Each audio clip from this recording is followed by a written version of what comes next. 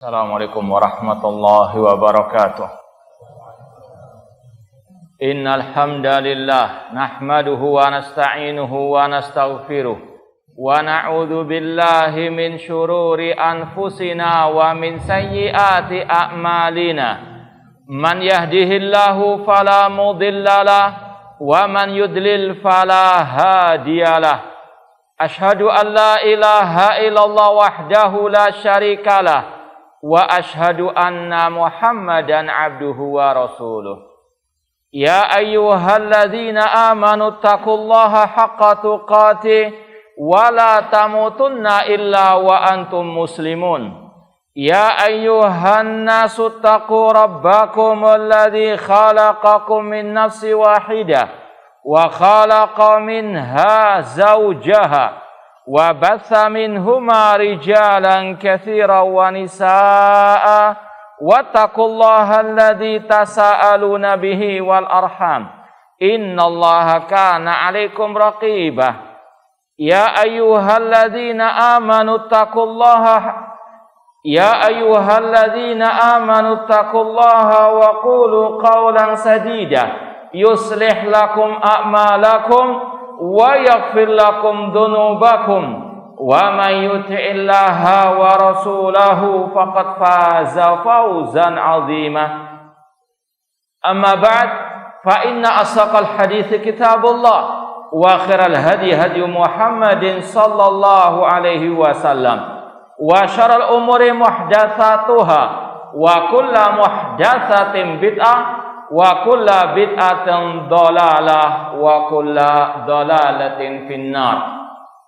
Ma'asal muslimin, ikhwani fillah wa akhwati, bapak-bapak, ibu-ibu, saudara-saudariku rahimani wa rahimakumullah. Alhamdulillah, segala puji bagi Allah Subhanahu wa taala yang mempertemukan kita kembali dalam kajian kitab Al-Usul As-Sittah, 6 prinsip agama yang disampaikan oleh Syekhul Islam Al-Imam Al-Mujaddid Muhammad ibn Abdul Wahhab rahimahullah ta'ala, dan dengan syarah Syekh Muhammad bin Shalih Al-Utsaimin rahimahullah ta'ala. Semoga Allah subhanahu wa ta'ala semakin mengokohkan langkah kita untuk berpegang teguh dengan akidah salaf ahli sunnati wal jamaah sampai akhir hayat kita nanti. Pada pertemuan yang terakhir sudah kita bahas separuh atau setengah dari al-aslu ats-tsalits, prinsip yang ketiga. Tapi kita baca terlebih dahulu, kita ulangi lagi ucapan Syekhul Islam Muhammad bin Abdul Wahhab rahimahullah. Al-aslu ats-tsalits, prinsip yang ketiga, inna min tamamil ijtima'i asam awat ta'ata. Kalau yang pegang buku cetakan yang sama dengan ana, halaman 15. Kata beliau, sesungguhnya di antara kesempurnaan persatuan umat adalah mendengar dan taat liman ta'ammara alaina walau kana 'abdan habasyiyah. Mendengar dan taat kepada pemimpin kaum muslimin meskipun dari budak Ethiopia. Fabayyanallah hadza bayanan syai'an kafiyan biwujuhin min anwa'il bayan syar'an wa qadara. Dan Allah telah menjelaskan prinsip yang satu ini dengan penjelasan yang sangat terang benderang, yang sangat mencukupi dari berbagai sisi penjelasan, baik secara syariat, secara dalil syariat, ataupun secara kenyataan. Tsumma sara hadzal aslu la yu'rafu inda aktsari man yadda'il ilma fa kaifal amal bihi.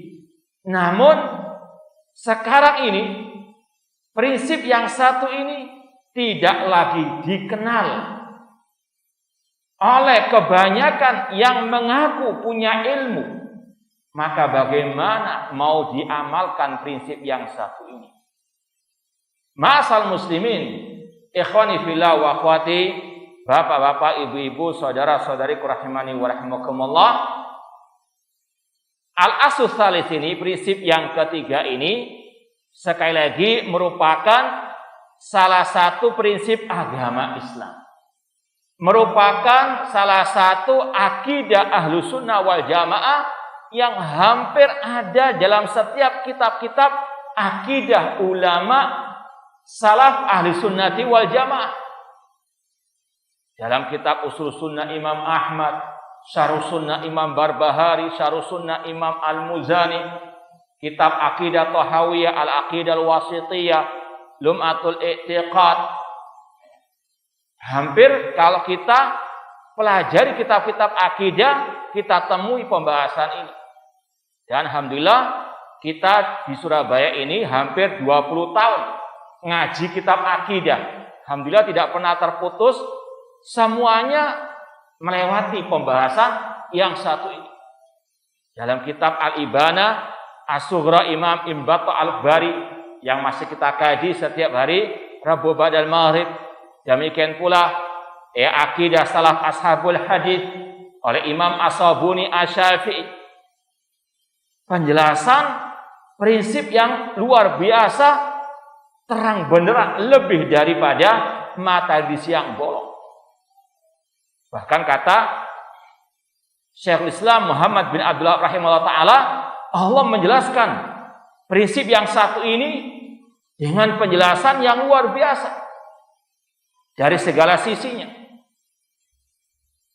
Contoh, dalam Sahih Bukhari, kalau kita pelajari Kitabul Ahkam, akan kita lewati banyak hadis tentang masalah yang satu ini.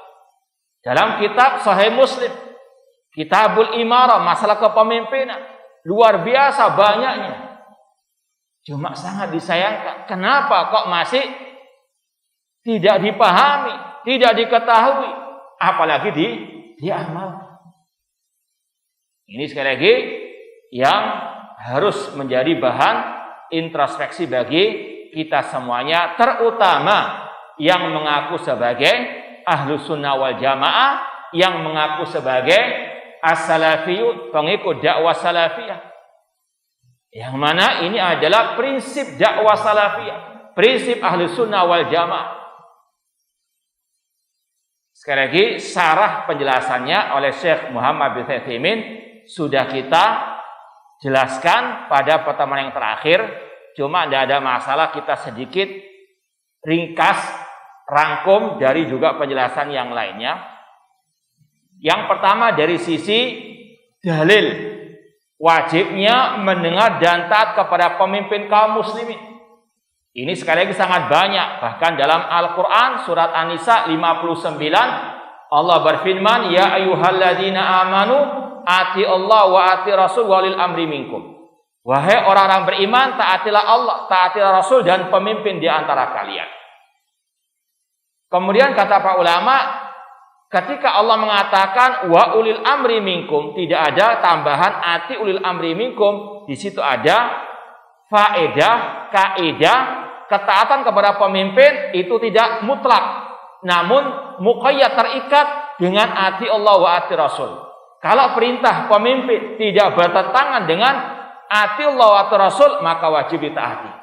Namun kalau perintahnya menyelisih ati Allah wa ati Rasul, maka sebagaimana kata Rasul, la ta'ata li makhluqin fi ma'siyatil khaliq.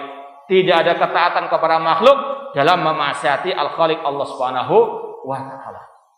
Kemudian kata-kata ulil amri, di situ ada faedah juga yang kita bahas sekarang itu adalah ulil amri, pemimpin yang memiliki kekuasaan di negeri kaum muslimin. Kalau kita belajar bahasa Arab, kosakata pemimpin itu bisa imamun, al-imamul adil. Namun di sini Allah memakai kata-kata ulil amri. Di situ ada kata-kata ulil amri yang artinya yang memiliki kekuasaan. Al-amr. Ini sekali lagi yang dibahas adalah pemimpin yang memiliki kekuasaan di negeri kaum muslimin. Bukan pemimpin organisasi ataupun ketua kajian, pengajian atau yang semisal dengannya.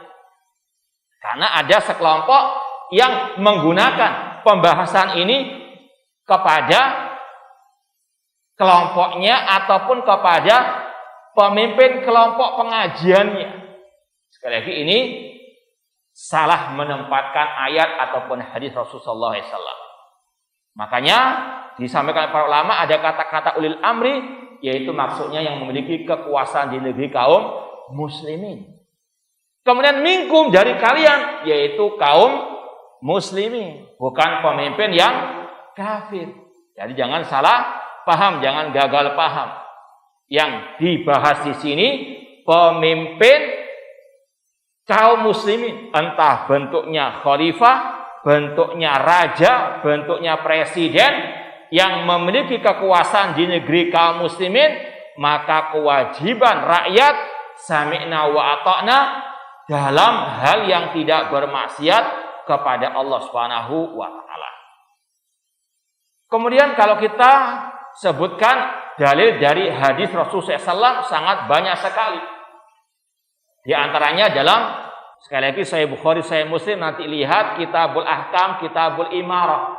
Rasulullah SAW bersabda dari sahabat Abdullah bin Umar radhiyallahu anhuma, beliau bersabda, alal mar'il muslim asam wa ta'ah fima ahabba wa kariha illa an yu'mara bi ma'siyatin fa in umira bi ma'siyatin fala sam'a wala ta'ah. Wajib bagi setiap muslim untuk mendengar dan taat kepada pemimpin kaum muslimin dalam hal yang dia sukai atau yang enggak dia sukai. Jangan, wah saya enggak suka, enggak mau. Wah ini enggak ada kemaslahatan bagi saya enggak mau taat. Tidak. Rasul mengatakan dalam berbagai keadaan wajib mendengar dan taat kepada pemimpin kaum muslimin. Illa an yu'mara bi ma'siyah. Kecuali kalau diperintah untuk berbuat maksiat. Falasam awala ta'ah. Ini batasan akhir kita mendengar dan taat kepada pemimpin kaum muslimin. Selain itu, Rasul mengatakan alal mar'il muslim asam wa ta'ah. Bahkan lebih dari itu, Rasul mengatakan sayakunu ba'di umara yastannuna bi ghairi sunnati wa yahduna bi ghairi hadi. Akan muncul pemimpin-pemimpin setelahku yang tidak mengikuti petunjukku, tidak mengikuti sunnahku, tidak berhukum dengan hukum Allah dan Rasul. Wa sayakumu fihim rijalun qulubuhum qulubus syayatin fi jusmanil ins. Dan akan muncul pemimpin-pemimpin yang berhati setan dalam jasad manusia. Ketika Hudzaifah bertanya, "Fa kaifa asna in adraktu dzalika ya Rasulullah?" Ya Rasulullah, apa sikapku kalau mendapati pemimpin yang seperti itu? Tidak berhukum dengan hukum Allah dan Rasul, tidak mengikuti sunnah Rasul, bahkan zalim, kejam, keji. Apa kata Rasul? Apakah kita disuruh mencaci maki di medsos, disuruh untuk mendemo, disuruh untuk mengkudeta? Tidak. Kata Rasul, tasma' wa tuti. Tetap engkau dengar dan taati. Wa in duriba dhahruka wa ukhidha maluk. Meskipun dipukul punggungmu, dirampas hartamu, isma' wa ati. Rasul tegaskan, tekankan lagi. Dengar dan taati. Luar biasa. Wasiat petunjuk Rasul sallallahu alaihi wasallam. Ini semuanya demi kemaslahatan kita. Kalau kita salah dalam pembahasan ini, fatal akibatnya. Pertumpahan darah, kekacauan, pemberontakan dan seterusnya. Maka sekali lagi ini pesan Rasul. Bahkan tadi Rasul mengatakan tasma' wa tuti. Ini masih fi'il mudhari kalau istilah bahasa Arabnya, fi'il mudhari. Kemudian Rasul tegaskan di akhir hadis, isma' wa ati' fil amr, kata perintah.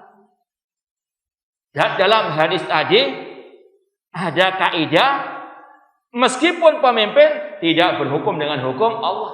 Artinya apa? Tidak menjadikan pemimpin tersebut kafir. Demikian pula pemimpin yang zalim. Bahkan Rasul menggambarkan seperti itu kejamnya. Pemimpin yang berhati setan dalam jasad manusia. Tapi Rasul tidak menyuruh mengkudeta. Bahkan isma' wa ati. Maka di situ ada dalil haramnya kudeta terhadap pemimpin kaum muslimin. Bahkan Imam Nawawi rahimahullah dalam Syarah Sahih Muslim mengatakan ajma'a ahlus sunnah ala annal imam la yanazil bil fisqi. Ijma' ahlus sunnah mengatakan pemimpin tidak boleh dikudeta meskipun dia fasik atau karena kefasikannya. Ini sekali lagi ketegasan dari Rasul sallallahu alaihi wasallam. Bahkan dalam hadis Al-Irbad bin Sariyah yang dinukil ucapannya oleh Syekhul Islam Muhammad bin Abdullah rahimahullah taala tadi, meskipun pemimpin dari budak Ethiopia, usikum bi taqwallah azza wa jalla wa sam'i wa ta'ah wa in ta'ammara alaikum abrun habasyi.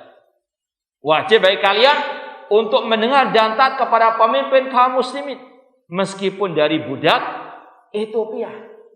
Di situ ada makna yang tersirat kata para ulama, yaitu bahwasanya pemimpin kaum muslimin seandainya dia memperoleh kekuasaan dari jalur yang tidak syar'i tetap didengar dan ditaati.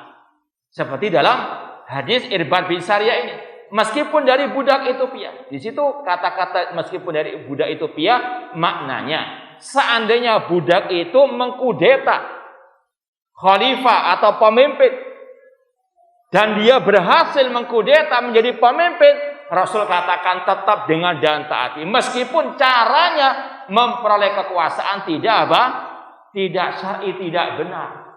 Ya. Maka kalau ada syubhat, ini semuanya untuk membantah syubhat sebagian orang yang tidak mau mendengar dan taat kepada pemimpin dengan alasan kan cara pemilihannya tidak syar'i. Rasul bantah dengan kata-kata wa in ta'ammara alaikum abdun habasyi. Dan ini semuanya juga dijelaskan oleh para ulama dalam kitab-kitab akidah. Contoh Imam Ahmad rahimahullah dalam kitab Ushul Sunnah, beliau mengatakan as-sam'u wa ta'ah li a'immatil muslimin wa in jaru. Wajib mendengar dan taat kepada pemimpin kaum muslimin meskipun mereka zalim. Wa man waliyal khilafah wa saman nasu alaih wa radu bihi wa man ghalabahum bisayfi wa sara khalifatan. Kata Imam Ahmad rahimahullah, wajib mendengar dan taat kepada pemimpin kaum muslimin meskipun mereka zalim, dan wajib mendengar kepada yang telah menguasai kekhalifahan dan manusia sepakat untuk memilihnya atau ridha kepadanya, atau yang berhasil mengkudeta dengan senjata. Ini kata Imam Ahmad rahimahullah, bahwasanya meskipun pemimpin itu berhasil menjadi penguasa dengan jalur yang tidak syar'i, tetap wajib didengar dan dia tidak ada alasan apapun tidak mau mendengar dan taat, kecuali satu tadi, kecuali perintahnya bermaksiat kepada Allah Subhanahu wa ta'ala. Namun sekali lagi, sungguh benar apa yang dikatakan oleh Syekhul Islam Muhammad bin Abdullah rahimahullah. Namun prinsip yang satu ini banyak sekarang sudah ditinggalkan oleh yang mengaku punya ilmu, baik yang sudah jadi ustadz, dai, meskipun yang menisbatkan diri kepada Ahlussunnah dakwah salafiyah dengan alasan, wah ini peraturannya, perintahnya tidak ada kemaslahatan. Naudzubillahi min dzalik. Dan ini juga dibantah oleh Syekh Sulaiman Ar-Ruhaili hafidhallahu taala ketika mensarah ucapan beliau ini dalam ceramah sarah beliau terhadap prinsip yang ketiga ini. Beliau mengatakan ada subhat sebagian orang tidak mau mentaati pemerintah, pemimpin kaum muslimin dengan alasan, oh bagi saya nggak ada kemaslahatannya. Naudzubillahi min dzalik.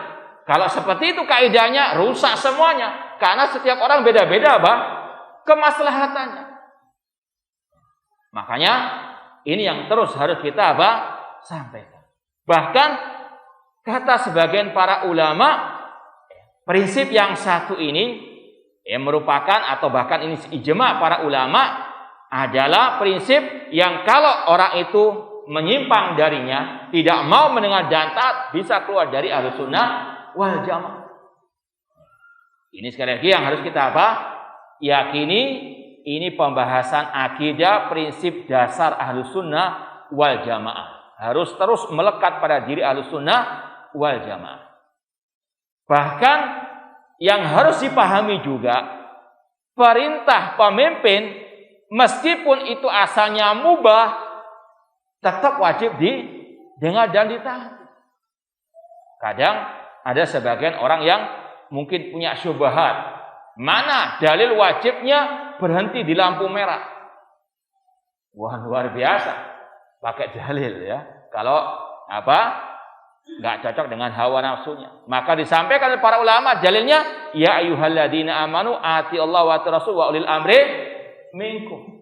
Maka kita mau tambahkan lagi dari buku tulisan Asy-Syaikh Dr. Ibrahim bin Amir Ar-Ruhaili, judulnya Al-Ihkam fi Sabri Ahwalil Hukam wa ma yusra' lirra'iyya fiha minal ahkam. Ini pernah beliau sampaikan waktu daurah di Solo beberapa tahun yang lalu. Ada beberapa kategori perintah pemimpin. Gambarannya ada beberapa macam. As-suratu tsalitsah, gambaran yang ketiga, an ya'mura bi fi'li mubahin aw tarki. Kalau pemimpin memerintahkan untuk melakukan hal-hal yang mubah atau meninggalkan yang mubah, yang asalnya tidak haram, tidak wajib, tidak sunnah, tidak makruh, namun mubah. Maka kata Syekh, apa sikap seorang rakyat muslim yang sejati? Kata beliau, fatajib ta'atuhu fi dzalik. Wajib mentaatinya meskipun asalnya mubah. Li umumil adillah al-amira bi ta'ati fi ghairi maksiatin. Berdasarkan keumuman dalil-dalil yang memerintahkan untuk taat kepada pemimpin kaum muslimin selain yang bermaksiat kepada Allah. Wa hadza ma sarraha bil ulama. Dan inilah yang telah dijelaskan oleh para ulama. Wa qad taqaddam qaulu Abil Abbas Al-Qurtubi. Di antaranya disampaikan oleh Imam Al-Qurtubi. Beliau mengatakan, falau amara bi jaizin la sarat ta'atuhu fihi wajibah. Seandainya pemimpin memerintahkan kepada sesuatu yang asal hukumnya jaiz, mubah, maka wajib mentaatinya, wala mahallat mukhalafatuh, dan tidak boleh untuk menyelisihinya.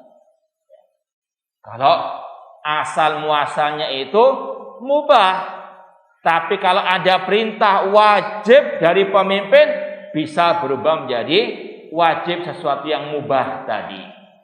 Disebutkan di sini oleh Syekh Ibrahim Ar-Ruhaili ucapan ulama yang lain, Zainuddin Al-Munawi. Beliau mengatakan, wa fihi annal imam idza amara bimandubin aw mubah wajib. Barang siapa, atau di dalam hadis tentang masalah wajib mentaati pemimpin, bahwasanya seorang pemimpin apabila memerintah kepada sesuatu yang asal hukumnya itu sunnah atau hukum asalnya mubah, berubah menjadi wajib. Wa kadza iqrar al-Mubarakfuri bidzalik, dan ini pula yang diikrarkan oleh al-Imam atau Asy-Syaikh Al-Mubarakfuri, salah satu ulama atau yang mensyarah kitab Sunan Tirmidzi. Kemudian Syekh Ibrahim Ar-Ruhaili mencontohkan sesuatu yang asal hukumnya mubah, namun ketika ada perintah, peraturan dari pemimpin kaum muslimin bisa menjadi wajib. Apa saja? Beliau contohkan di sini. Wa minal amthilati dzalik. Contohnya kata beliau, al-andimatul hadisa allati yadha'uha ulatul amr ka'andimatil murur. Contoh peraturan-peraturan kontemporer yang terbaru yang dibuat oleh pemimpin kaum muslimin, seperti peraturan lalu lintas, wat tijarah, masalah perdagangan, was-safar, mimma hiya min jinsil mubahat, masalah urusan safar, seperti yang kemarin ketika orang itu mau naik pesawat harus misalnya antigen dan sebagainya. Ini semuanya kata beliau asalnya mubah. Tapi ketika ada perintah dari pemimpin kaum muslimin bisa menjadi wajib. Demikian pula fayamurul iman fiha bi syai' wa yanha an akhar. Fa minal awamir istikhrajul wasaiq ar-rasmiyah li tamalluki sayyara wa rukhsatil qiyadah. Harus punya SIM kalau mengendarai kendaraan bermotor misalnya. Ini juga asalnya mubah. Namun ketika ada perintah dari pemimpin, maka bisa menjadi apa? Wajib. Ini yang diperhatikan oleh para ulama, ditekankan oleh para ulama. Sekali lagi, ini salah satu prinsip akidah ahli sunnah wal jamaah yang mulai luntur dalam diri sebagian yang mengaku ahli sunnah wal jamaah. Ya, ini sekedar murajaah apa yang kita sampaikan pada pertemuan yang lalu. Kita lanjutkan sekarang syarah Syekh Muhammad bin Shalih Al-Utsaimin halaman 16. Wa amma bayanuhu qadaran, adapun penjelasan dari Allah Subhanahu wa taala secara waqi' kenyataan yang ada, fa innahu la yakhfa halul ummatil islamiyah hina kanat mutamassikatan bidiniha mujtami'atan alaih mu'azzimatan liwulati umuriha munqadatan lahum bil ma'ruf kanat laha asyada wa dhuhur fil ardi. Kata beliau, tidak tersembunyi lagi keadaan umat Islam ketika mereka berpegang teguh dengan agamanya. Mereka bersatu di atas agamanya, di atas Al-Quran dan Sunnah dengan pemahaman para salafus saleh. Dan mereka betul-betul memuliakan pemimpinnya. Ini seperti keadaan para khulafa ar-rasyidun, para sahabat Rasulullah SAW. Ketika mereka bersatu di atas tauhid dan sunnah, mereka bersatu di bawah kepemimpinan kaum muslimin atau pemimpin kaum muslimin, mereka meraih kejayaan, kemenangan. Munqadatan lahum bil ma'ruf, maka kata beliau, kata Syekh Muhammad bin Shalih Al-Utsaimin, mereka pun jaya di atas muka bumi ini. Kama qala ta'ala, seperti yang Allah firmankan, wa'adallahu alladhina amanu minkum wa 'amilus salihati la yastakhlifannahum fil ardi kama stakhlafal ladzina min qablihim wa la yumakkinanna lahum dinahum wa la irtadha lahum wa la yubaddilannahum min ba'di khaufihim amna ya'budunani la yusyrikuna bi syai'a. Allah berjanji kepada orang-orang yang beriman di antara kalian dan yang beramal saleh untuk Allah menjadikan mereka sebagai penguasa di atas muka bumi, sebagaimana Allah menjadikan orang-orang sebelum mereka sebagai penguasa, dan Allah mengokohkan agama yang Allah ridhoi bagi mereka, dan Allah rubah ketakutan mereka dengan keamanan. Syaratnya kata Allah, ya'budunani la yusyrikuna bi syai'a. Harus mereka beribadah kepadaku saja, tidak berbuat syirik kepadaku sedikit pun. Surat An-Nur ayat 55. Ini janji Allah. Dan Allah nggak mungkin mengingkari janjinya. Apa janji Allah? Yang pertama, Allah akan menjadikan kaum muslimin sebagai penguasa di atas muka bumi ini. Yang kedua, Allah akan mengokohkan agama Islam di atas muka bumi ini. Dan yang ketiga, Allah akan berikan keamanan kepada mereka. Tapi dengan satu syarat, ya'budunani, beribadah kepada Allah dan tidak berbuat syirik. Dan inilah yang telah diperoleh oleh para sahabat Rasulullah SAW, oleh generasi pertama umat Islam. Mereka jaya, mereka mulia, mereka menguasai dua negara di kuasa Romawi dan Persia. Apa sebabnya? Tadi kata Allah, ya'budunani, mereka berpegang teguh dengan tauhid dan tidak berbuat syirik. Dan mereka senantiasa berpegang teguh dengan ajaran Rasulullah SAW.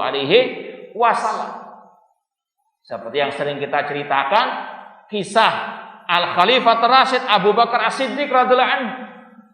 Ketika Rasul meninggal dunia, beliau diangkat menjadi khalifah. Sebagian orang-orang Arab Badui mau murtad dari Islam dan mau menyerang kota Madinah. Sedangkan sebagian pasukan kaum muslimin masih ada di tengah jalan. Waktu itu diutus oleh Rasul, dipimpin oleh Usama. Sebagian sahabat memberikan masukan kepada Abu Bakar As-Siddiq. Alangkah baiknya pasukan Usama ditarik ke kota Madinah untuk menjaga kota Madinah kalau diserbu oleh orang-orang yang murtad. Apa kata Abu Bakar As-Siddiq radhiyallahu anhu? Manusia terbaik setelah para anbiya wa rusul. Manusia yang terdidik di atas sunnah Rasulullah SAW. Yang beliau pernah mengatakan, aku tidak mau meninggalkan sunnah Rasul. Karena kalau aku meninggalkan sunnah Rasul, adil, aku akan tersesat. Beliau berkata, waladi nafsi biyadih, lau jaratil kilabu ala arjuli azwaji Rasul SAW, marodatu jaisan arsalahu Rasul SAW, wala halal tuliwaan aqadah Rasul SAW. Kata Abu Bakar As-Siddiq, demi Allah yang jiwaku ada di tangannya, seandainya anjing-anjing itu mengelilingi, mengerumuni kaki-kaki para istri Rasulullah SAW, aku tidak akan memulangkan pasukan yang telah diutus oleh Rasul, dan aku tidak akan menurunkan bendera yang telah dikibarkan oleh Rasulullah SAW. Apa akibatnya? Pasukan Usama menang, orang-orang yang murtad mereka kalah sebelum berperang. Ini sekali lagi hasil dari ittiba'us sunnah. Makanya mereka mulia, mereka jaya karena tauhid dan as-sunnah. Maka umat Islam sekarang kalau mau mulia, mau jaya, maka sebagaimana kata Imam Malik rahimahullah, lan yusliha akhir hadil ummah illa ma aslah awwalaha. Tidak akan mungkin memperbaiki generasi akhir umat ini kecuali dengan apa yang telah memperbaiki generasi awal umat ini, yaitu dengan tauhid dan sunnah Rasul SAW. Dan sekaligus tadi di antara sunnah Rasul mendengar dan taat kepada pemimpin kaum muslimin. Demikian pula Allah berfirman, wala yansurannallahu may yansuruh. Sungguh Allah menolong orang-orang yang menolong agamanya. In tansurullah yansurkum wa tsabbit aqdamakum innallaha laqawiyyun aziz. Allah Maha Kuasa atas segala sesuatu. Allah dalam sekejap mampu untuk apa? Menjadikan umat Islam jaya. Namun semuanya ada hukum sebab akibat. Sunnatullah. Kalau kaum muslimin mau jaya, harus melewati jalan yang telah dijelaskan oleh Allah Subhanahu wa taala. Itu tadi di antaranya ya'budunani la yusyrikuna bi syai', menolong agama Allah, menolong syariat Allah, menolong sunnah Rasul sallallahu alaihi wasallam. Allah mengatakan, alladzina immakannahum fil ardi aqamus salata wa atauz zakata wa amaru bil ma'ruf wa nahu 'anil munkar walillahi akibatul umur. Yaitu orang-orang yang apabila Allah kuasakan di atas muka bumi ini, mereka mendirikan salat, menunaikan zakat, melaksanakan amar ma'ruf nahi munkar, dan milik Allah lah akibat segala urusan itu. Sekali lagi, ini janji Allah, kalau kita menolong agama Allah dengan kita mempelajarinya berdasarkan Al-Quran dan Sunnah dengan pemahaman para salafus saleh, kita mengamalkannya, kita mendakwakannya, berpegang teguh dengannya, yakini Allah akan menolong kita. In tansurullaha yansurkum wa yutsabbit aqdamakum. Maka orang-orang yang menjauh dari agama Allah, ketika mereka mungkin teriak-teriak khilafah, teriak-teriak jihad, sedangkan mereka sendiri menyimpang dari akidah yang dijelaskan oleh Allah dan Rasulnya, mereka masih jatuh ke dalam kesyirikan, maka bagaimana mungkin mereka akan mendapatkan pertolongan dari Allah Subhanahu wa taala? Contoh juga kelompok teroris, mereka teriak-teriak jihad-jihad, bahkan mereka pun melakukan terorisme. Bagaimana mungkin Islam akan jaya sedangkan mereka jauh dari jihadnya Rasulullah sallallahu alaihi wasallam? Ya, mungkin yang mengikuti kajian kita di TV Roja siang ya, hari kemarin, Sabtu siang kemarin, kita jelaskan bagaimana jihad ala Rasulullah SAW. Bahwasanya jihad itu disyaratkan harus kaum muslimin punya kekuatan. Kalau kaum muslimin masih belum punya kekuatan, tidak ada syariat jihad apalagi diwajibkan.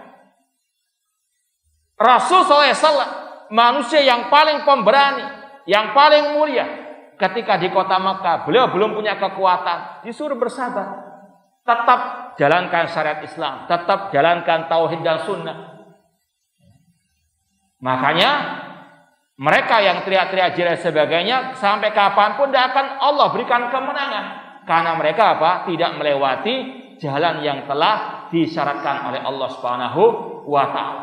Apalagi ketika mereka meneriak-teriakkan jihad namun memerangi dakwah tauhid, bagaimana akan ditolong oleh Allah? Sedangkan syarat kemenangan adalah berpegang teguh dengan tauhid. Sedangkan mereka sendiri memerangi dakwah at-tauhid dan orang-orang yang berpegang teguh dengan at-tauhid. Naudzubillahi min dzalik. Semuanya intinya sudah dijelaskan oleh Allah dan Rasulnya sallallahu alaihi wasallam. Di antaranya jalan menuju kejayaan kemenangan, dan kalau itu tidak ditempuh, tidak akan mungkin Allah berikan kemenangan kejayaan kepada umat Islam. Kata Syekh, walamma ahdatsatil ummatul islamiyah ma ahdatsa wa farraqu dinahu wa tamarradu ala a'immatihim wa kharaju alaihim wa kanu syi'an nuziatil muhaba min qulubi a'daihim.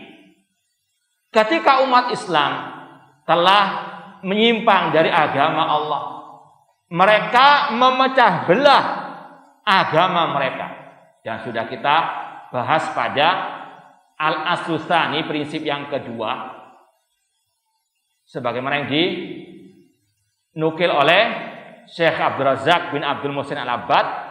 Ini syarah al-usul sita juga, tapi oleh Syekh Abdul Razak bin Abdul Muhsin Al-Abbad. Beliau menjelaskan bahwasanya yang memecah belah umat adalah penyimpangan-penyimpangan dalam agama, kebid'ahan-kebid'ahan yang ada dalam umat Islam, bukan yang membantah kebid'ahan itu. Ini yang disalahpahami oleh sebagian orang. Justru ketika diluruskan penyimpangan itu, maka ini adalah jalan menuju kepada kejayaan umat.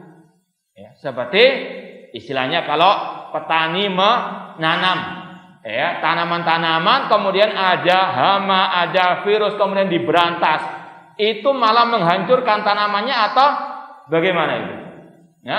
Apakah tidak boleh memberantas hama dan seterusnya? Maka sekali lagi, ini juga jalan menuju kejayaan umat, harus hal-hal yang bisa mencegah umat dari kejayaan harus dihilangkan, diantaranya dengan meluruskan pemahaman-pemahaman yang tidak benar, terutama dalam masalah al-aqidah wa tauhid. Ketika umat Islam telah menyimpang dari ajaran tauhid dan sunnah, mereka memecah belah agama mereka. Mereka membangkang kepada pemimpin kaum muslimin, kepada pemimpin mereka. Bahkan mereka mengkudeta, memberontak, dan mereka pun bergolong-golongan. Maka rasa ketakutan musuh-musuh Allah akan dicabut dari mereka. Orang-orang kafir pun tidak akan ada rasa takut kepada kaum muslimin, karena kaum muslimin mereka sudah menyimpang dari agama Allah Subhanahu wa Ta'ala. Dan ini waqi' laisa lahu min dafi'. Ini kenyataan yang ada. Apalagi di akhir-akhir ini, berapa banyak orang-orang itu yang mencaci maki Islam dan kaum muslimin dengan seenaknya. Tidak ada rasa takut dalam diri mereka. Ini semuanya karena kaum muslimin sendiri mereka telah menjauh dari ajaran Allah dan Rasulnya sallallahu alaihi wasallam. Dan ini yang telah Rasul kabarkan dalam hadis, yushiku antadalikum umam kama tajalakatu ala qasatiha. Hampir-hampir semua umat kafir mengeroyoki kalian, mengerumuni kalian, sebagaimana orang-orang yang lapar mengerumuni hidangan makanan. Kata sebagian sahabat, amin killatin nahnu yauma idin ya Rasulullah. Apakah karena kita minoritas ya Rasulullah? Kata Rasul, la bal antum yauma idin katsir.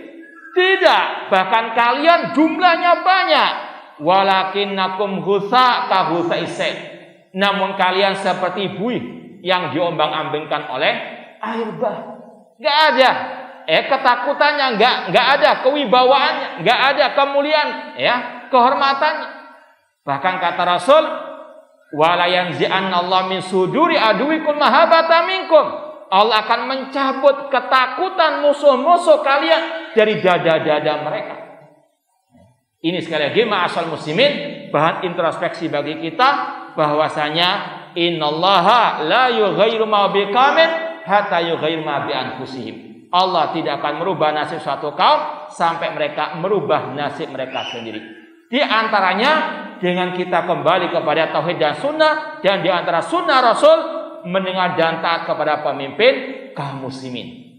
Sunnah di sini bukan berarti mustahab, boleh tinggalkan, tidak. Sunnah Rasul di sini wajib hukumnya mendengar dan taat kepada pemimpin kaum muslimin dalam hal yang tidak bermaksiat kepada Allah Subhanahu wa taala. Wa tanaza'u, ketika mereka sudah menyimpang, sudah menjauh dari ajaran Rasul SAW, maka mereka pun berselisih, berpecah belah di antara mereka. Fafashalu wa dhahabat rihuhum, maka lemah kekuatan mereka dan mereka pun gagal meraih kejayaan. Wa tada'at alaihimul umam wasaru ghusa'an ka ghusa'is sail, dan semua umat-umat kafir mengerumuni, mengeroyok mereka, dan mereka seperti buih yang diombang-ambingkan oleh air bah. Ini sekali lagi waqi' laisa lahu min dafi', kenyataan fakta yang ada di lapangan tidaklah yang memungkirinya kecuali orang yang buta matanya atau buta mata hatinya. Namun sekali lagi semuanya sudah dijelaskan oleh Rasul. Apa yang akan menimpa umat Islam telah dijelaskan, dan solusinya juga telah dijelaskan oleh Rasul SAW. Seperti dalam hadis riwayat Imam Abu Dawud dari Abdullah bin Umar radhiyallahu anhu, Rasul mengatakan, idza tabayatum bil ina wa akhatum aznabal baqar wa raditum bizara wa taraktumul jihad sallallahu alaikum dullan la yanzi'u hatta tarji'u ila dinikum. Kata Rasul, apabila kalian telah berjual beli dengan cara sejenis riba, dan kalian tamak dengan pertanian peternakan, dan kalian meninggalkan jihad di jalan Allah, maka Allah akan menimpakan kehinaan atas kalian, dan tidak akan Allah entas kehinaan tersebut, tidak akan Allah cabut kehinaan tersebut dari diri kalian, hatta tarji'u ila dinikum, sampai kalian kembali kepada agama kalian, agama yang Allah turunkan kepada Rasulnya dan Rasul ajarkan kepada para sahabat Rasul. Kalau kita mau mulia, dicabut kehinaan dari kaum muslimin, ini solusinya, jalan satu-satunya. Kaum muslimin kembali lagi kepada Islam ala Rasul, Islam ala para sahabat ar-Rasul sallallahu alaihi wasallam, Islam yang Rasul katakan, taraktukum alal bayda lailuha kana hariha la yazigu anha illa halik. Rasul katakan, aku tinggalkan kalian di atas Islam yang putih bersih, malamnya seperti siangnya, tidak akan menyimpang darinya kecuali akan binasa. Ini sekali lagi Islam, Al-Quran dan Sunnah telah menjelaskan apa yang akan menimpa umat Islam, penyakit yang akan menimpa umat Islam, musibah yang akan menimpa umat Islam. Namun karena kasih sayang Rasul juga menjelaskan juga apa obatnya, apa solusinya. Maka sekali lagi kalau kita mengaku sebagai umat Nabi Muhammad SAW, maka wajib kita kembali kepada solusi yang telah dijelaskan oleh Rasul SAW. Tidak boleh mengarang-arang solusi, jalan keluar ataupun obat yang lain selain yang telah dijelaskan oleh Ar-Rasul sallallahu alaihi wasallam. Kemudian kata Syekh Muhammad bin Shalih Al-Utsaimin rahimahullah, wa sara hadzal aslu la yu'raf inda aktsari man yadil ilma wal ghira ala dinillah. Prinsip yang satu ini sekali lagi meskipun sudah terang benderang, dalilnya luar biasa banyaknya, namun tidak diketahui oleh kebanyakan yang mengaku-ngaku punya ilmu ataupun kecemburuan terhadap agama Allah. Wa tarakal amal bihi. Kalau sudah nggak tahu bagaimana mau mengamalkannya. Wa ra'a kullu fardin min afradir ra'iyah nafsahu amiran. Bahkan lebih parah dari itu, setiap orang menganggap dirinya sebagai pemimpin yang wajib ditaati. Na'udzubillahi min dzalik. Aw bi manzilatil amir al-mudzabil lil amir, atau menganggap dirinya sebagai saingan dari pemimpin tersebut. Setiap kebijakannya ditentang, setiap kebijakannya didemo dan sebagainya. Maka sekali lagi ini sangat jauh dari ajaran Rasul sallallahu alaihi wasallam. Fal wajib alaina jami'an ru'atan wa ra'iyah an naquma bima aujaballahu alaina minat tahab wa ta'awun 'alal birri wa taqwa. Wajib bagi kita semuanya untuk melaksanakan perintah Allah. Di antaranya cinta mencintai karena Allah dan tolong menolong di atas kebaikan dan ketakwaan kepada Allah, wal istima' 'alal masalih linakuna minal faizin, dan untuk kita bersatu di atas kebenaran untuk meraih kemaslahatan agar kita menjadi orang-orang yang beruntung di dunia wal akhirah. Sekali lagi, ini semuanya dijelaskan oleh Allah dan Rasulnya dengan terang benderang karena kemaslahatannya luar biasa. Oleh karena itulah Fudail bin Iyad rahimahullah, ini fikih pemahamannya ulama salaf tentang masalah ini. Beliau mengatakan, "Lau kana li da'watun mustajabah la ja'altuha lis-sultan." Seandainya aku punya satu doa yang mustajab, aku akan tujukan kepada pemimpin kaum muslimin. Aku akan berdoa kepada Allah agar Allah memperbaiki pemimpin kaum muslimin. Ketika ditanya, bagaimana kok bisa demikian? Beliau mengatakan, kalau doa itu aku gunakan untuk pribadiku, maka manfaatnya hanya untuk aku saja. Namun kalau aku doakan pemimpin kaum muslimin, maka maslahatnya untuk negeri kaum muslimin dan untuk rakyat semua. Ini pemahaman ulama salaf. Ini adalah pandangan jauh para ulama. Tidak sesempit orang-orang yang senantiasa ingin meraih kekuasaan dan sebagainya. Kemudian kata Syekh, wa alaina an nastami 'alal haq. Wajib bagi kita untuk bersatu di atas kebenaran, di atas Al-Qur'an dan sunnah Rasulullah sallallahu alaihi wasallam, wa nata'awan alaih, dan kita sering tolong menolong di atasnya, wa an nukhlisa fi jami' a'malina, dan untuk kita mengikhlaskan semua amal kita karena Allah Subhanahu wa taala. Dan ma'asal muslimin rahimani wa rahimakumullah, prinsip yang pertama, kedua, ketiga ini telah dijelaskan oleh Rasul dalam satu redaksi hadis. Jadi kata para ulama, pembahasan tiga prinsip dalam kitab Ushul Sittah ini diambil dari sabda Rasul sallallahu alaihi wasallam yang berbunyi, innallaha yardalakum salatan. Allah ridha kepada kalian tiga hal. Yang pertama, anta'budu wala tusyriku bi syai'a. Untuk kalian beribadah kepada Allah dan agar kalian tidak berbuat syirik kepada Allah. Kemudian yang kedua, wa anta tasimu bihablil jami'an wala tafarraqu. Dan untuk kalian berpegang teguh dengan tali Allah, dengan Al-Qur'an dan Sunnah, dengan pemahaman para salafus saleh, dan agar kalian tidak berpecah belah.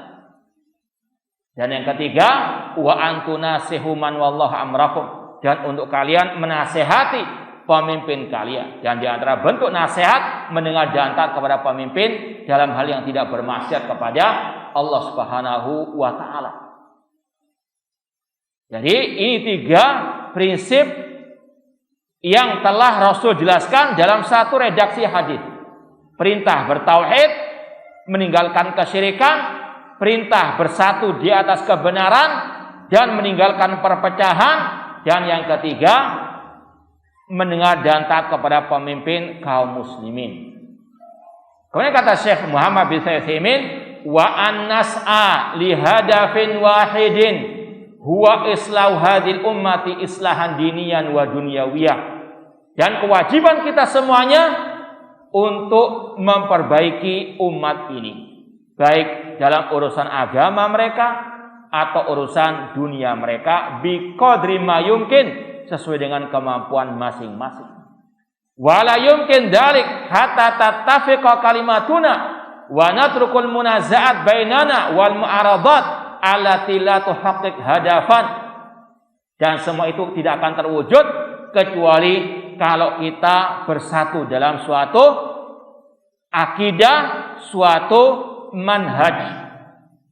Ini yang sudah lewati pembahasannya, bahwasanya wajib bagi kita semuanya bersatu.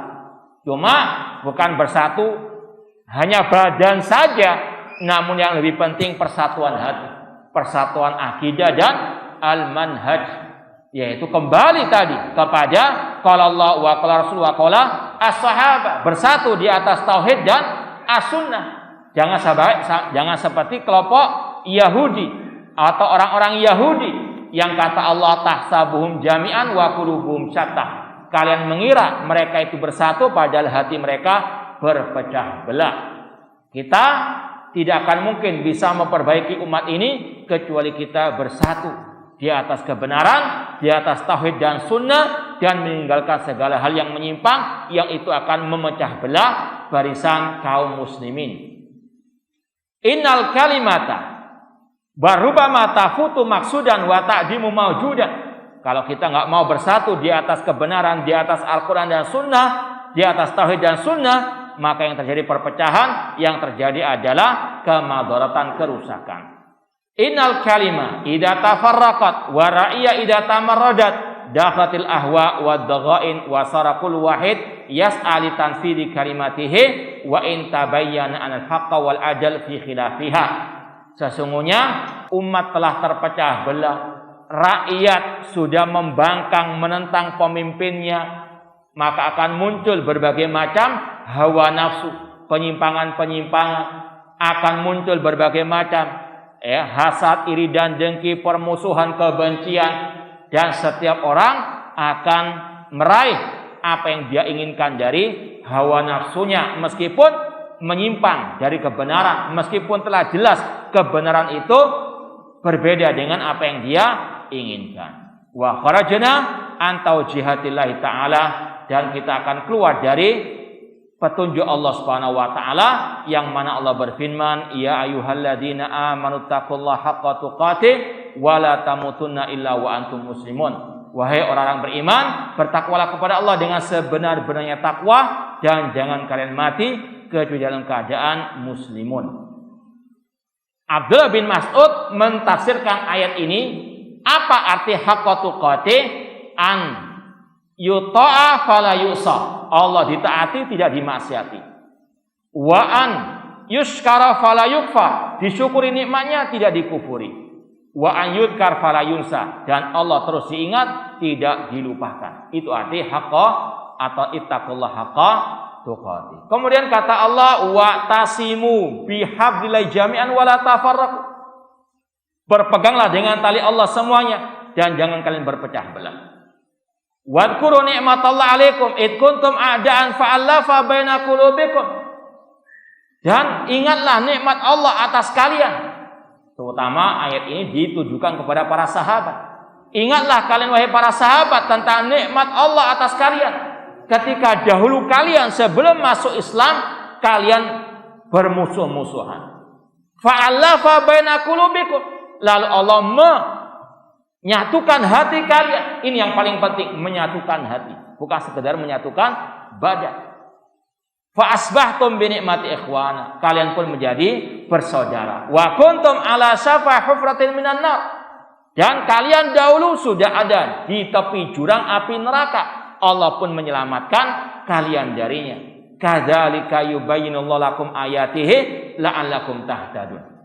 Itulah ayat-ayat Allah yang Allah jelaskan bagi kalian agar kalian mendapatkan petunjuk. Ini salah satu kiat meraih ukhuwah Islamiyah. Dengan apa? I'tisam bihablillah. Sebelum Allah menyebutkan tentang ukhuwah Islamiyah, Allah sebutkan wa tasimu bihablil jami'an wa la tafarraqu. Kemudian juga setelah ayat ini, kalau kita baca lengkap setelah ayat ini, Allah mengatakan wal takum minkum ummatun yad'una ilal khairi wa ya'muna bil ma'ruf wa yanhauna 'anil munkar wa ulaika humul muflihun. Hendaklah ada di antara kalian yang menyeru kepada kebaikan, melaksanakan amar ma'ruf nahi munkar. Artinya meraih ukhuwah Islamiyah bukan berarti kita tutup mata dari kesalahan, penyimpangan, apalagi masalah al-aqidah. Harus ada amar ma'ruf nahi mungkar, menyuruh kepada tauhid, melarang dari kesyirikan, menyuruh kepada sunnah, melarang daripada kebid'ahan. Ini salah satu kiat meraih ukhuwah Islamiyah. Kalau dibiarkan umat dalam kesesatannya, penyimpangannya, maka selama-lamanya tidak akan ada ukhuwah Islamiyah. Karena inilah yang Allah jelaskan cara meraih ukhuwah Islamiyah, cara menggapai kejayaan. Dengan apa? I'tisam bihablillah jami'an, kemudian al-amru bil ma'ruf wan nahyu 'anil munkar. Ya, bukan berarti kalau kita melarang umat dari kesyirikan, kebid'ahan, penyimpangan, kita malah menjauhkan umat dari ukhuwah Islamiyah. Bukan, malah apa? Mendekatkan kepada ukhuwah Islamiyah. Dan itu kenyataannya yang terjadi di zaman Rasul sallallahu alaihi wasallam.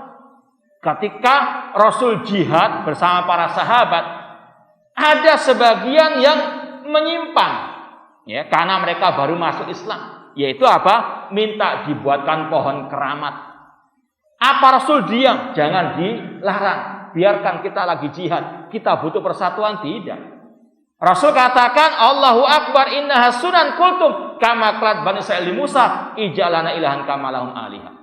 Ketika ada sebagian sahabat yang baru masuk Islam, belum tertanam tauhid dalam diri mereka, mereka minta dibuatkan pohon keramat. Rasul tidak tinggal diam. Padahal ini waktu jihad, waktu perang. Tetap ada apa? Nahi mungkar. Karena Rasul mengajarkan kepada kita ukhuwah Islamiyah, persatuan akan kita raih kalau kita tetap melaksanakan amar ma'ruf nahi munkar, bukan malah apa?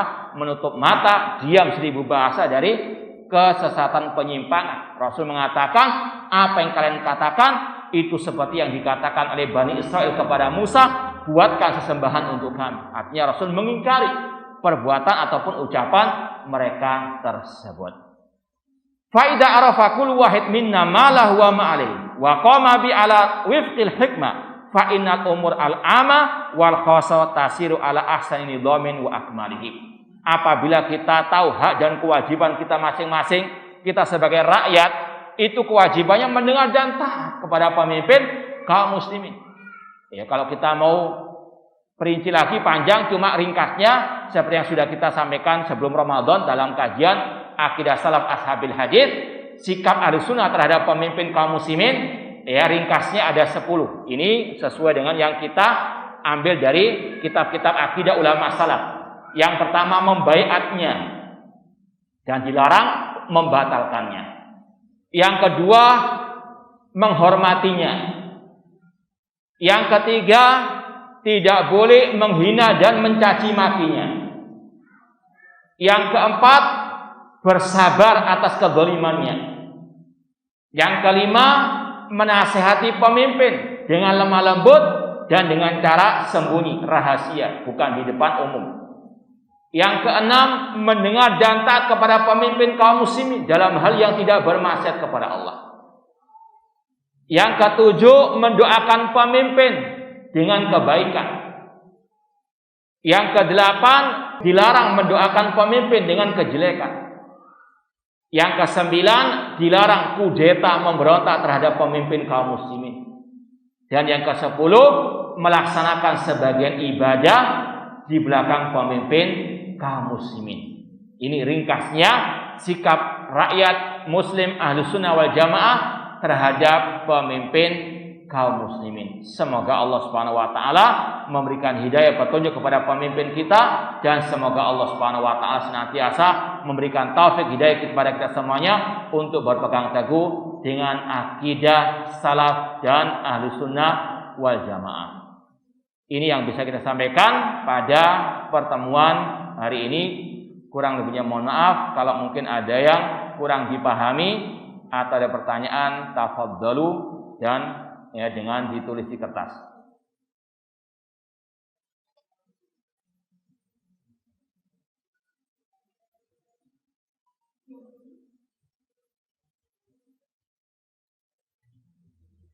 Sebagian orang yang mengaku salafi terkadang menyebut nama pemimpin dengan nada yang seakan-akan meremehkan. Ya, mungkin yang kita pernah dengar dahulu ada yang istilahnya ngotak-atik nama presiden kita. Bapak Jokowi diganti Jokowi misalnya. Iya, ini jelas pelecehan, ini bentuk penghinaan. Sedangkan Rasul mengatakan, man ahana sultanallah ahanahullah. Barang siapa menghinakan pemimpinnya, Allah akan hinakan dia. Dulu ada kisah sahabat Rasul yang dipanggil dengan Abu Bakar, duduk di hadapan pemimpin yang sedang pidato. Tiba-tiba ada seseorang yang mengatakan, undur ila amirina yalbasu thiyabal fusak. Lihatlah kepada pemimpin kita ini yang memakai baju orang-orang fasik. Maka apa kata Abu Bakar sahabat Rasul? Uskut, diam inti. Fa ini sami'tu Rasul sallallahu yaqul. Karena aku mendengar Rasul bersabda, man akrama sultanallah akramahullah wa man ahana sultanallah ahanahullah. Barang siapa kata Rasul memuliakan pemimpinnya, Allah akan muliakan dia. Dan barang siapa menghinakan pemimpinnya, Allah hinakan dia.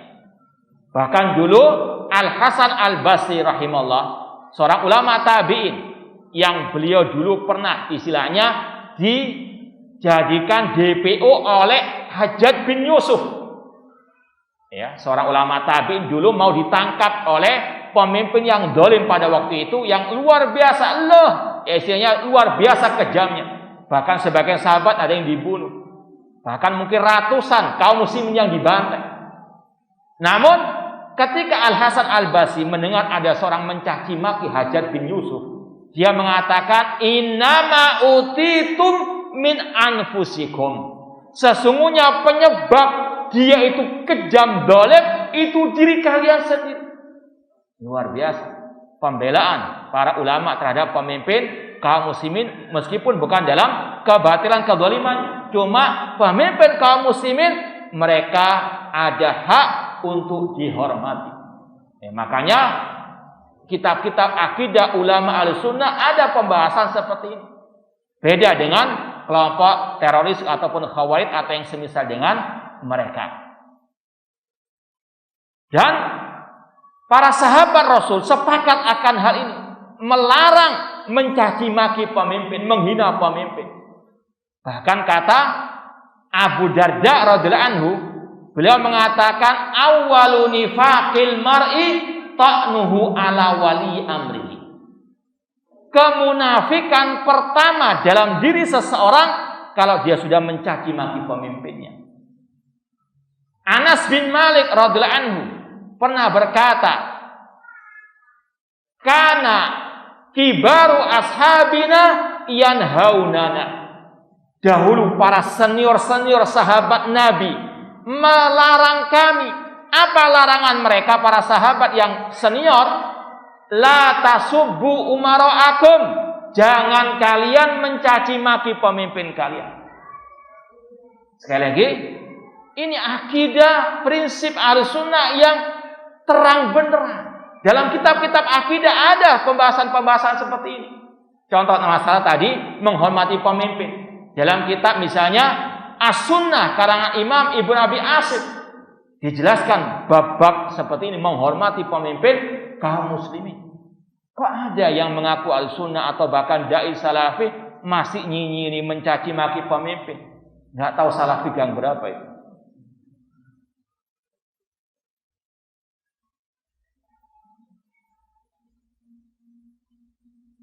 Ini ada pertanyaan juga, dan apakah boleh seorang Ahlus Sunnah memuliakan pemimpin dengan mencium tangan dan keningnya?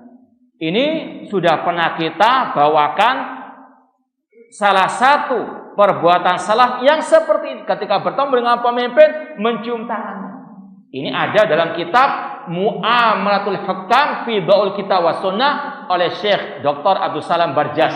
Disebutkan riwayat seorang ulama salaf mencium tangan pemimpin. Ketika ditanya kenapa demikian, kalau orang tuaku saja boleh aku cium tangannya, padahal kebaikan orang tua hanya untuk aku, sedangkan pemimpin kebaikannya untuk apa? Rakyat kaum muslimin. Itu ada riwayatnya dari ulama salaf. Silakan dicek lagi di dalam kitab Mu'amalatul Hukam fi Dhaul Kitab was Sunnah, dan sudah pernah kita sampaikan riwayat itu dalam kajian kitab Aqidah Salaf Ashabi Al-Hadis.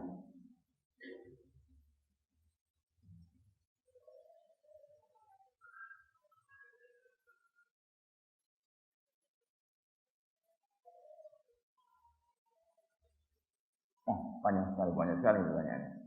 Diborong.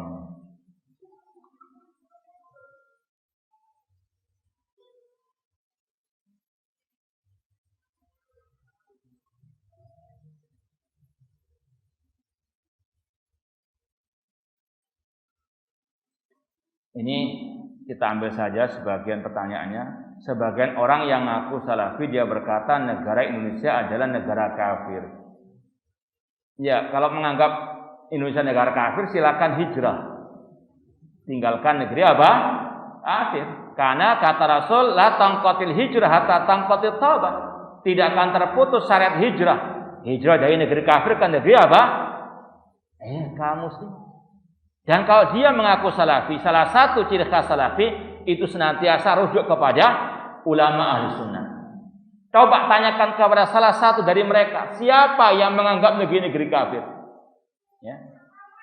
Dan dalam kitab Aqidah Ahli Sunnah wal Jamaah, seperti yang pernah kita sampaikan dalam kitab I'tiqad A'immati Ahlil Hadis oleh Imam Abu Bakar Al-Ismaili rahimahullah, salah seorang ulama mazhab Syafi'i yang hidup di abad ke-4 atau 5 Hijriah.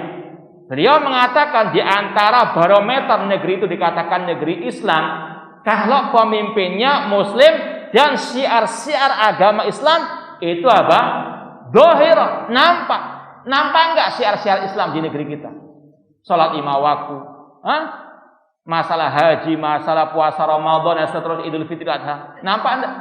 Kalau mengatakan enggak nampak, enggak tahu mungkin hidup di hutan atau gua itu. Ya, sekali lagi, ini berbahaya. Ya, ini salah satu sumber terorisme.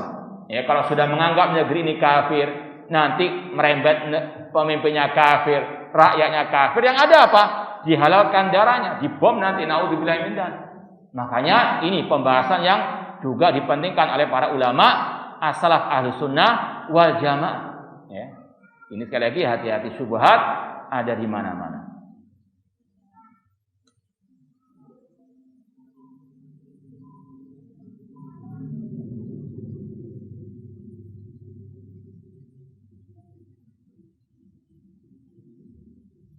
Ya, sudah kita sering jelaskan juga bahwasanya kapan barometer atau kapan orang itu bisa keluar dari ahlu sunnah wal jamaah, ini sudah dijelaskan oleh Imam Ahmad rahimahullah dalam kitab Ushul Sunnah.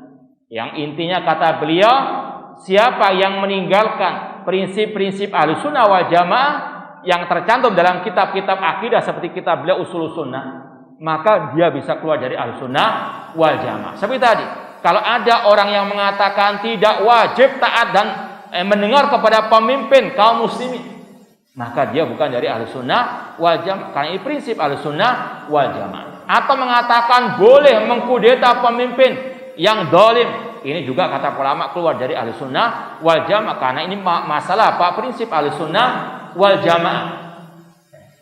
Yang mencaci maki satu sahabat Rasul, kata Imam Ahmad, fahuwa muqtadi. Ini sekali lagi pentingnya pelajaran pembahasan masalah akidah Ahlussunnah wal Jamaah. Makanya dulu Sufyan Ats-Tsauri rahimahullah membid'ahkan ataupun mengeluarkan seseorang yang bernama Al-Hasan bin Saleh.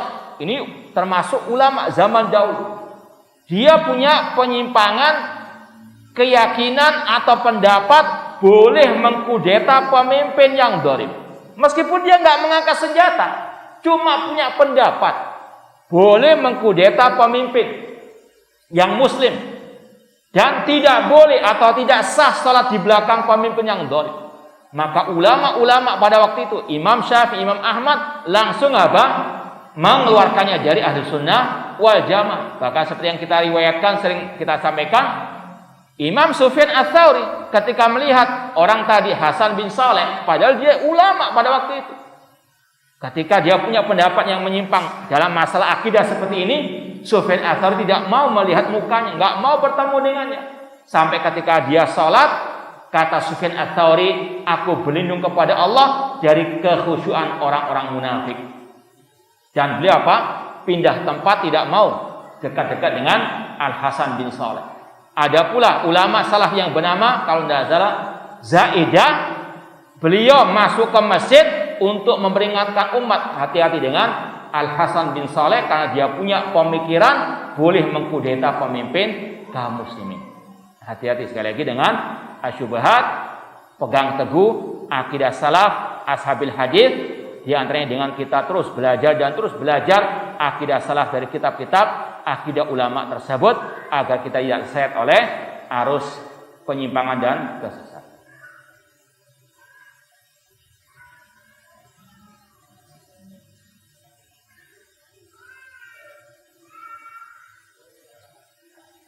Ya, ini yang mungkin kita bisa sampaikan pada kesempatan yang berbahagia ini. Kurang lebihnya mohon maaf. Wa jazakumullahu khairan wa barakallahu fikum. Aqulu qouli hadza wa akhiru da'wana anil hamdulillahi rabbil alamin.